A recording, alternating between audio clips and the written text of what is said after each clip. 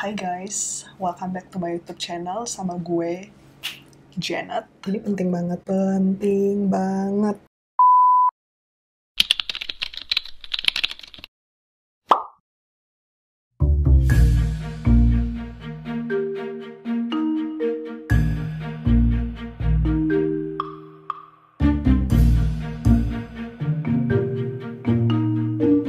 Kalian jangan suka nunda-nunda pekerjaan. Kenapa? Karena kalau kalian menunda pekerjaan, dia akan menikah, beranak cucu. Beranak pinak, semakin banyak, dan semakin banyak. Taunya nggak kelar, nggak habis-habis tugas lo. Jadi jangan ditunda ya.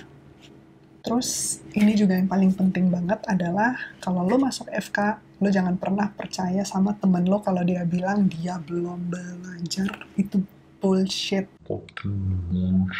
Itu bohong. Karena menjadi seorang anak FK itu akan selalu ada hal-hal baru yang lo nggak tahu itu apa. Jadi di saat lo udah belajar pun lo akan merasa, gue belum belajar cukup banyak untuk siap menghadapi ujian ini. Jadi pada saat lo ketemu teman-teman lo yang lain, lo pasti akan mengutarakan kesetresan itu bersama mereka.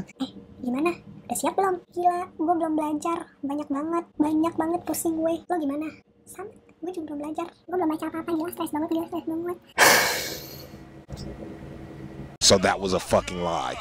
Disinilah letak kesalahan gue. Di saat orang lain bilang mereka belum belajar, gue percaya dengan polos bahwa emang mereka tuh belum belajar. Itu ternyata mungkin gue pakai untuk menenangkan diri gue sendiri bahwa iya emang gue belum belajar, gue nggak sendiri, ada orang lain juga yang belum belajar. Jadi itu memberikan gue ketenangan untuk sementara waktu. Tapi pada saat di depan ruang ujian lagi ngantri gitu mau masuk, banyak tuh kan duduk ngumpul.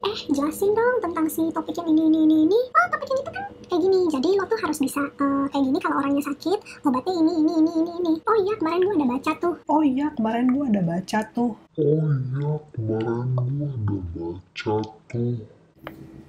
Really, nigga? Itu terjadi di depan biji mata lo. Orang yang tadi bilang dia belum belajar, dia step up dan menjelaskan gimana kejadian dari suatu penyakit itu sampai bisa menyebabkan orang sakit.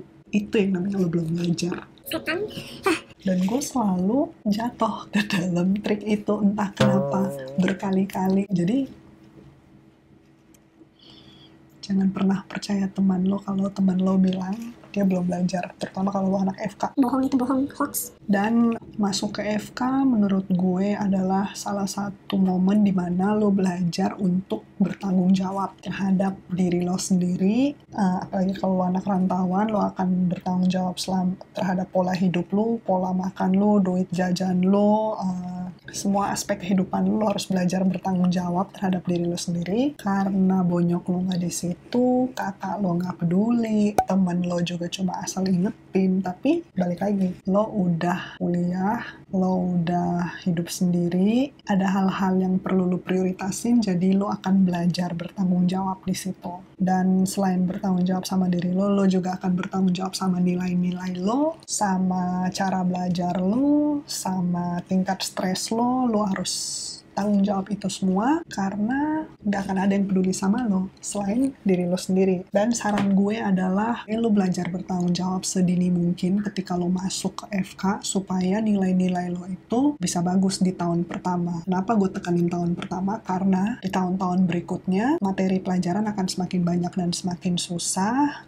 Lo nggak tahu apa yang akan terjadi sama kehidupan lo di tahun-tahun berikutnya. Jadi di saat pelajarannya masih gampang, relatif lebih gampang, lo bagusin nilai lo. Karena kalau enggak, takutnya nilai lo terjun bebas nanti pas di tahun-tahun berikutnya, dan IPK akhir lo nanti nggak cukup buat masuk spesialis. Itu poin penting yang harus benar-benar kalian ingat, nggak boleh lupa. Dan yang berikutnya adalah tentang bolos dan absensi.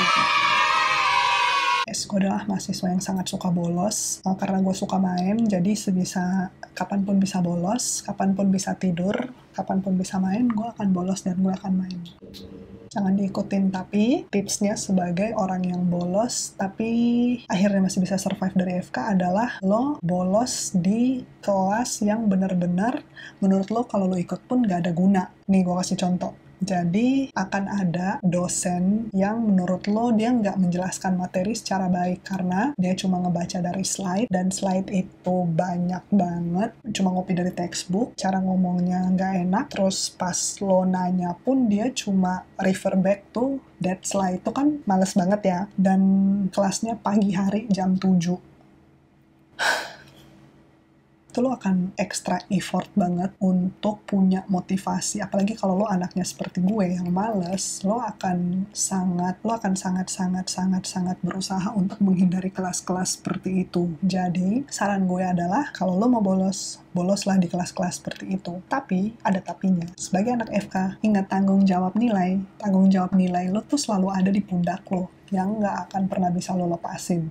Jadi kalau lo bolos kelas itu, pastiin lo bisa melakukan sesuatu yang lebih produktif daripada lo ada di kelas itu. Yang gue lakukan adalah gue bolos kelas-kelas seperti itu untuk ke perpus. Ya ini salah satu anomali keanehan yang sering terjadi dan sering ditemukan di berbagai fakultas kedokteran di Indonesia adalah lo bolos kelas untuk pergi ke perpustakaan untuk belajar.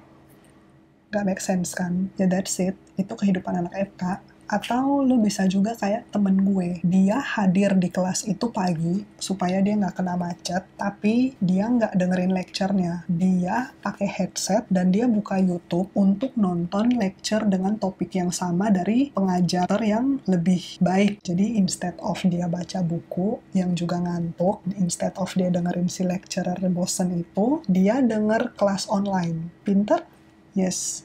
Dia adalah salah satu teman baik gue yang juga nilainya berada di atas rata-rata. Jadi itu tips yang bisa kalian ikutin. Atau kalau di lecture yang ternyata asik tapi lo ketiduran, atau lo lagi sakit, lo bener-bener gak bisa masuk banget, atau kelas itu seharusnya berada di jam 12 dan kelar di jam 1 tapi ternyata ditunda menjadi jam 3 dan akan kelar di jam 5. Wow, itu sih buat anak kosan seperti gue yang jaraknya 3 menit dari kampus. Godaan untuk tidur siang itu sangat besar. Yang gue lakukan adalah gue nggak mau miss kelas itu, dan angkatan gue selalu share slide materinya itu di Dropbox angkatan kita, dan juga gue nitip temen gue untuk ngerekam si lecture itu. Jadi ada audionya, ada visualnya. Gue pulang, gue tidur siang, malamnya 2 jam gue pakai belajar, dan itu jauh lebih efektif buat gue. Itu tips untuk bolos kalau lo anak FK. Dan yang terakhir, sebelum masuk FK lo benar-benar harus tahu apa yang lo mau. Know what you want. Kenapa gue bilang kayak gini? Karena balik lagi ke prinsipnya adalah kalau lo menjadi dokter itu adalah komitmen seumur hidup. Dan komitmen itu dimulai di saat lo memutuskan untuk lo masuk ke FK. Bukan di saat lo udah menjadi dokter. Lo harus tahu tujuan lo apa pada saat masuk FK. Lo harus tahu nilai yang lo pegang itu kayak gimana. Karena perjalanan untuk menjadi seorang dokter itu sangat stressful. Setiap hari lo dihadapkan dengan berbagai macam ujian, dan di setiap saat itu pun lo akan merasa kalau lo nggak pernah siap. Jadi kalau lo orangnya setengah hati untuk menjadi dokter, lo akan menemukan diri lo tuh sangat struggle sama perjalanan lo bakal nggak happy, lo nggak suka, tiap hari yang ada hanya penyesalan, hanya ada gerutu, semuanya tuh nggak bagus banget buat mental lo untuk menjadi seorang dokter. Lo harus bertanya, kalau lo kayak gitu terus, nanti lo bakal jadi dokter yang kayak apa? Dan kalaupun lo maksain untuk selesai jadi dokter, lo masih harus sadar bahwa perjalanan itu tuh nggak akan stop di saat lo menjadi dokter umum. Akan ada saat dimana lo sebagai seorang dokter, lo merasa lo tuh idealis, tapi lo ditentang oleh kenyataan. Jadi lo akan kepengen mencapai sesuatu yang berada di luar jangkauan lo, tapi bertabrakan dengan keinginan lo. Itu akan, menurut gue, akan bikin lo sangat-sangat stres kalau lo nggak enjoy atau lo nggak komit untuk menjadi seorang dokter, ya kan? Ya, sekian sharing dari gue. Itu sedikit cerita dan penyesalan gue yang pengen gue bagi. Semoga gak ada dari kalian yang merasa melakukan kesalahan yang sama seperti gue. Dan kalau ternyata masih ada yang melakukan kesalahan yang sama seperti gue harap dengan adanya video ini kalian bisa sedikit terbantu untuk melihat jalan keluar dari point of view yang sudah pernah gue lewati. Jadi, hopefully kalian sukses selalu di perjalanan kalian menjadi dokter. Gue dukung selalu. Tapi kalau kalian masih ragu, pikirin baik-baik yang gue bilang tadi. Dan gue cuma mau bilang semoga kalian gak nyesel. And that's it. Jangan lupa subscribe channel gue, komen di video ini kalau kalian suka, dan follow Instagram gue di @jennersupit.md. Okay? See ya. Bye-bye.